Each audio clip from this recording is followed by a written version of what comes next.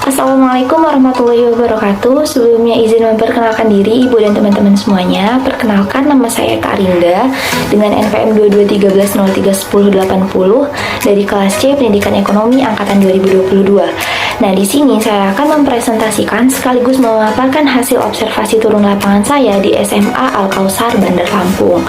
Nah, jadi sebelum masuk ke pembahasan mengenai hasil observasi yang saya lakukan di SMA Al-Kausar Bandar Lampung, di sini tujuan saya melakukan observasi adalah untuk memenuhi syarat UAS semester 2 pada mata kuliah kurikulum dan pembelajaran ekonomi. Nah, yang kedua, observasi saya ini dilakukan untuk mengetahui kurikulum yang diterapkan di sekolah, hambatan dalam penerapan kurikulum yang dirasakan oleh guru dan peserta didik, serta solusi yang diupayakan atas hambatan tersebut. Nah, sekarang kita masuk ke pendahuluan. Nah, jadi pendidikan ini selalu berupaya untuk menghasilkan peserta didik yang up to date. Tidak hanya kemampuan untuk berpendidikan tinggi, tapi juga kemampuan untuk membawa perubahan dalam skala kecil maupun besar. Nah, sekarang ini pentingnya peran dan fungsi kurikulum dalam sistem pendidikan nasional telah banyak disadari. Hal ini karena kurikulum ini adalah alat utama dalam penyelenggaraan program pendidikan baik formal maupun informal, sehingga gambaran sistem pendidikan itu terlihat jelas dalam kurikulum. Dengan kata lain, sistem pengajaran pada hakikatnya adalah sistem pendidikan itu sendiri. Nah, kurikulum ini merupakan sarana yang sangat penting bagi keberhasilan pendidikan. Tanpa kurikulum yang tepat dan sesuai, sulit untuk mencapai tujuan dan sasaran pendidikan yang diinginkan. Nah, dalam sejarah pendidikan Indonesia, tentunya telah terjadi banyak beberapa kali perubahan dan penyempurnaan kurikulum. Tentunya dengan tujuan untuk menyesuaikan dengan perkembangan dan kemajuan zaman untuk mencapai hasil yang maksimal. Nah, jadi pada tahun ajaran 2014-2015, kurikulum 2013 telah dilaksanakan di seluruh Indonesia. Nah, kurikulum 2013 ini merupakan reformasi dari penyempurnaan kurikulum 2006. Adapun ciri-ciri utama dari kurikulum 2013 ini adalah terletak pada pendekatan yang digunakan dalam pengembangan kurikulum. Kurikulum 2013 ini lebih menekankan pada pendekatan dari pendidikan dasar dan menengah. Adapun implementasinya itu memiliki tujuan untuk meningkatkan kualitas sumber daya manusia dan meningkatkan daya saing negara dengan perkembangan ilmu pengetahuan, teknologi, dan seni. Aplikasi pada kurikulum 2013 ini juga dirancang untuk menghasilkan sumber daya manusia yang produktif, kreatif, inovatif, afektif dengan penguatan kompetensi, sikap, pengetahuan, dan keterampilan. Nah, untuk mencapai tujuan tersebut, kurikulum ini ditekankan lebih tentang pengajaran ilmiah mengikuti paradigma konstruktivis. Nah, jadi pada saat ini hadirlah suatu kurikulum baru, yaitu kurikulum Merdeka, di mana kurikulum Merdeka ini dimaknai sebagai desain pembelajaran yang memberikan kesempatan pada siswa untuk belajar dengan tenang, santai, menyenangkan, bebas stres dan bebas tekanan untuk menunjukkan bakat alaminya. Adapun Merdeka Belajar ini berfokus pada kebebasan dan pemikiran kreatif. Nah, jadi sekarang kita masuk ke pembahasan metode penelitian. Jadi metode yang digunakan pada observasi kali ini adalah secara virtual serta observasi turun lapangan secara langsung datang ke SMA Al-Kausar Bandar Lampung dengan menggunakan beberapa metode pendukung lainnya. Yang pertama yaitu adalah wawancara. Jadi saya melakukan wawancara dengan beberapa narasumber terkait guna mendapatkan informasi mengenai pertanyaan yang saya ajukan. Saya melakukan wawancara dengan Wakakurikulum Sekolah SMA Al-Kausar Bandar Lampung, yakni Bapak Supardi MPD, dan dengan guru mata pelajaran sekaligus lintas minat ekonomi, yakni Ibu Wahyuningrum SPD, dan staf tata usaha di SMA Al-Kausar Bandar Lampung, serta siswa-siswi peserta didik SMA Al-Kausar Bandar Lampung pada hari Selasa 22 Mei 2023. Nah, selanjutnya saya juga menggunakan studi pustaka, yaitu saya menggunakan metode studi pustaka ini dalam mengumpulkan informasi terkait melalui sumber online atau sumber web serta media sosial SMA Al-Kausar Bandar Lampung. Adapun tempat dan waktu observasi, yaitu saya melakukan observasi ini pada waktu pelaksanaannya itu mulai pada tanggal 22 Mei 2023 pada pukul 8.00 WIB sampai sampai dengan selesai. Lokasi observasi turun lapangan saya ini langsung di SMA Al-Kausar Bandar Lampung yang beralamat di Jalan Soekarno-Hatta, Kecamatan Rajabasa, Kota Bandar Lampung. Adapun sumber data yang saya peroleh dalam laporan ini yaitu bersumber dari wawancara secara tatap muka dengan Wakakurikulum Sekolah SMA Al-Kausar Bandar Lampung dan guru mata pelajaran lintas minat ekonomi SMA Al-Kausar Bandar Lampung serta staf tata usaha sekolah terkait dan siswa-siswi peserta didik SMA Al-Kausar Bandar Lampung. Setelah membahas metode penelitian yang digunakan pada observasi kali ini, sekarang kita masuk ke pembahasan mengenai hasil dan pembahasan. Nah, di sini yang pertama ada profil sekolah. Jadi sekolah yang saya jadikan objek untuk saya observasi kali ini adalah SMA Al-Kausar Bandar Lampung dengan nomor NPSN sekolah yakni 10807024 yang sudah terakreditasi A. Ya, dengan alamat lengkap yakni di Jalan Soekarno-Hatta, Kecamatan Rajabasa, Kota Bandar Lampung. Status sekolah di sini swasta, naungan kebudayaan yaitu Kemendikbudristek, dengan nomor telepon yakni 0721781578. Di sini email sekolahnya yakni sma-alkausarlampung@gmail.com, dengan nama sekolah Haji Ekona Zair MSI. Adapun jumlah guru yang terdapat di SMA Al-Kausar ini ada 65 orang, jumlah staf dan pegawainya ada 9 orang, jumlah rombelnya ada 31 ruang, dan jumlah peserta didiknya mencapai 1084 orang. Setelah kita membahas profil singkat dari SMA Al-Kausar Bandar Lampung, sekarang kita membahas prestasi SMA Al-Kausar Bandar Lampung. Nah, di sini saya ambil 7 di antara banyaknya prestasi yang telah mereka raih. Nah, di sini ada yang pertama ada lomba debat ekonomi EF 2023. Di sini mereka mendapat juara 1 yakni pada tingkat provinsi. Yang kedua di sini ada lomba debat ekonomi EF 2023. Mereka juga mendapatkan juara 2 pada tingkat provinsi. Yang ketiga ada lomba bidang hukum 2023. Di sini mereka mendapat juara 1 pada tahun 2023 pada tingkat nasional. Nah, yang keempat di sini ada lomba LCTIPS 2022.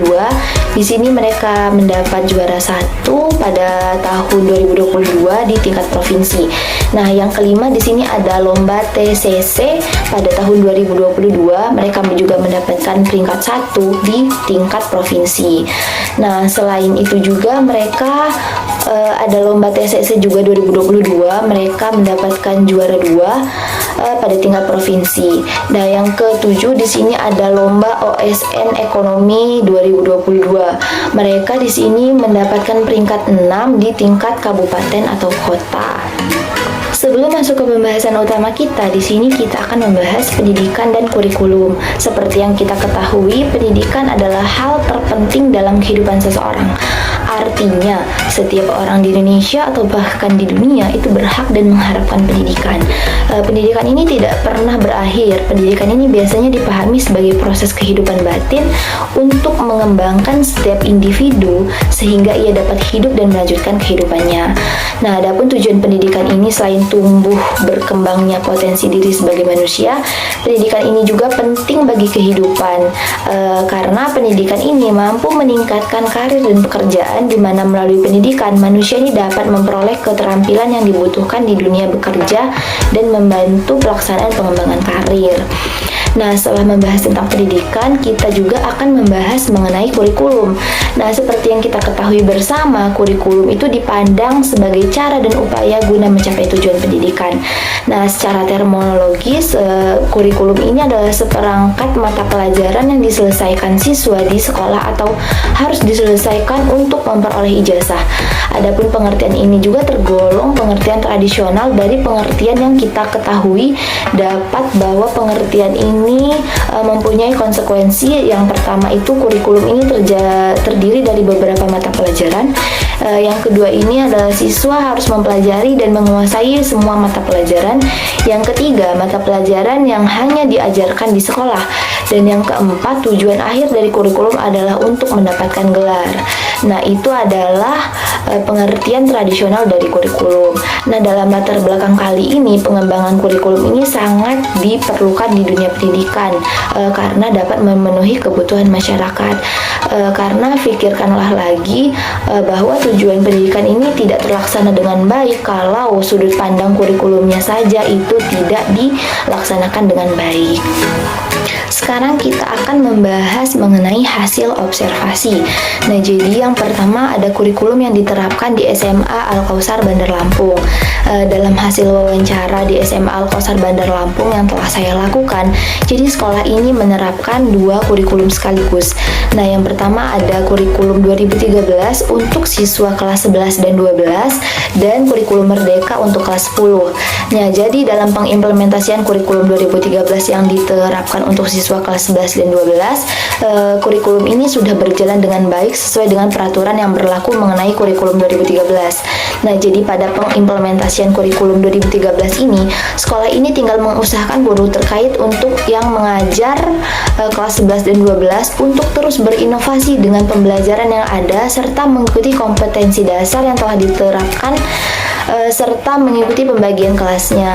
Nah, pada tahun ini juga SMA Al-Kausar ini telah memberlakukan pembelajaran secara full tatap muka luring di kelas dengan memanfaatkan sarana dan prasarana yang ada serta memanfaatkan ICT teknologi yang semakin berkembang.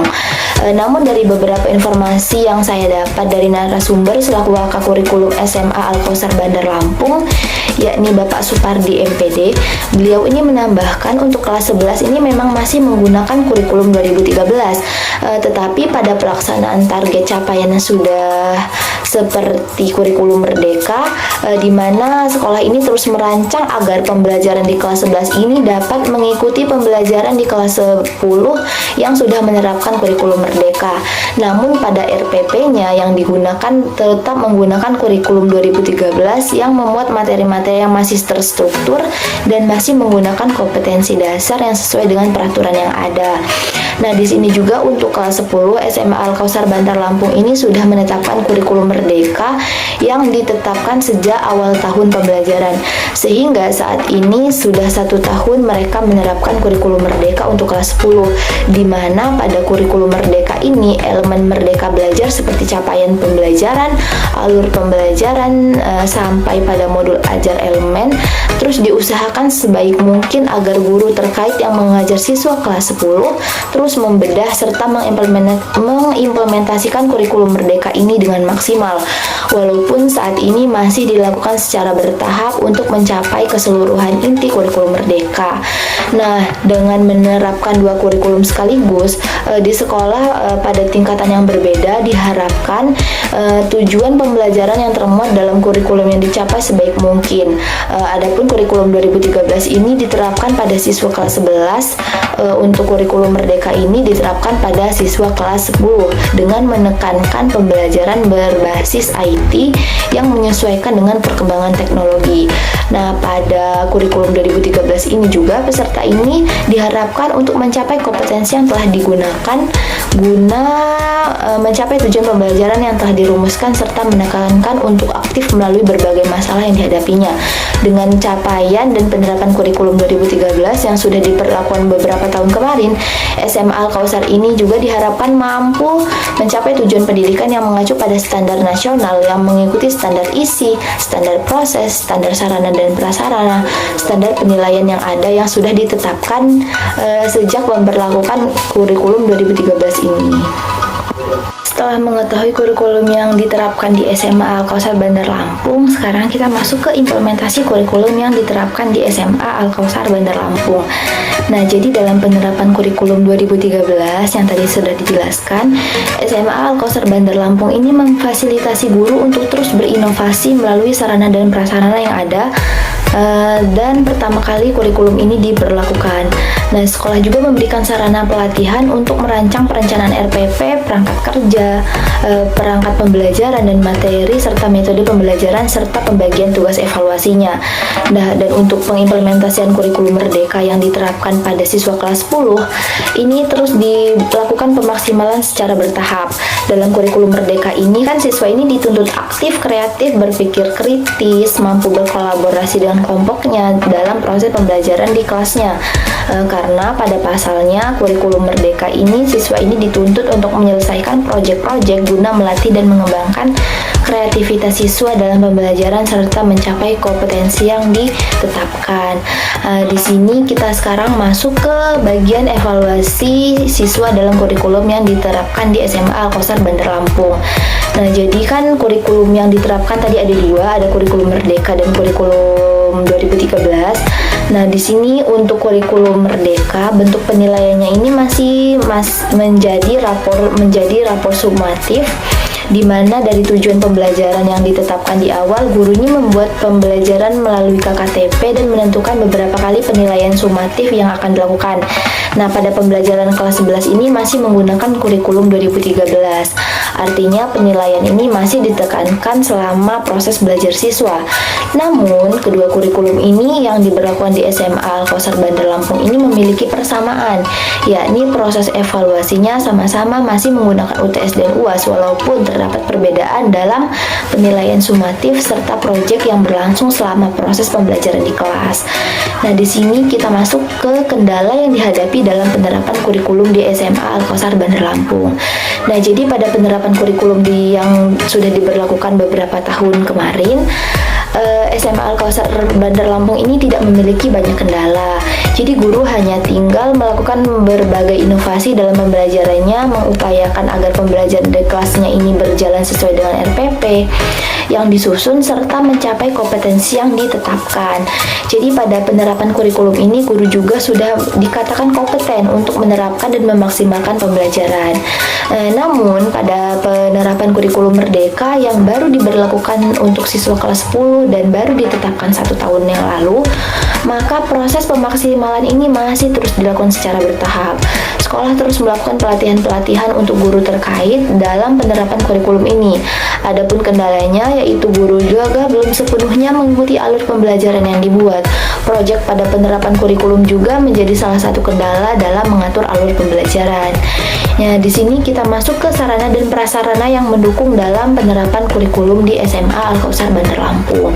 Nah, jadi dalam hasil observasi yang saya lakukan pada 22 Mei 2023, saya juga mendapatkan informasi dari narasumber terkait, yakni Bapak Supardi MPD selaku Wakakurikulum SMA Al-Kausar Bandar Lampung, mengenai sarana dan prasarana yang dinilai sudah memadai untuk penerapan kurikulum merdeka, terlebih untuk kurikulum 2013 yang sudah ditetapkan di beberapa tahun sebelumnya, di mana sarana dan prasarana ini mencakup berbagai aspek yang dibutuhkan siswa dan guru dalam menunjang keberlangsungan pembelajaran.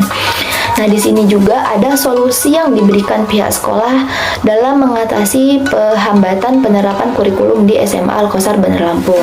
Nah, jadi menurut Bapak Supardi MPD selaku Wakakurikulum di SMA Al-Kausar Bandar Lampung, solusi yang bisa diupayakan untuk menangani kendala-kendala dalam penerapan kurikulum di SMA Bandar Lampung ini banyak dilakukan untuk memfasilitasi guru, yakni untuk mendapatkan pelatihan terkait kurikulum yang dipakai dan meningkatkan kompetensi guru dalam proses pembelajaran. Dari hasil observasi yang saya lakukan di SMA Al-Kausar Bandar Lampung, dapat saya tarik kesimpulan bahwa SMA Al-Kausar Bandar Lampung ini menerapkan dua kurikulum yang berlaku, di mana kurikulum 2013 untuk siswa kelas 11 dan 12, dan kurikulum merdeka untuk siswa kelas 10. SMA Al-Kausar Bandar Lampung ini adalah sekolah yang berada di kota Bandar Lampung yang terakreditasi A dan sudah mencetak banyak prestasi di tingkat kabupaten, kota, provinsi maupun nasional. Adapun penerapan kurikulum di SMA Al-Kausar Bandar Lampung ini sudah dapat dikatakan secara keseluruhan sudah sangat baik. Bisa dilihat dari sekolah yang memfasilitasi guru untuk melakukan pelatihan terhadap penerapan kurikulum yang berlaku, baik itu 2013 maupun kurikulum merdeka, dan proses evaluasi yang diadakan pihak sekolah untuk melihat kompetensi guru dalam penerapan kurikulum juga sudah dilakukan sepenuhnya melalui berbagai cara agar metode pembelajaran yang diajarkan pada siswa dapat mengikuti perkembangan yang ada dan tidak menyebabkan kebosanan pada siswa saat proses pembelajaran berlangsung. Demikian hasil observasi saya di SMA Al-Kausar Bandar Lampung. Demikian pula presentasi yang dapat saya paparkan. Wassalamualaikum warahmatullahi wabarakatuh.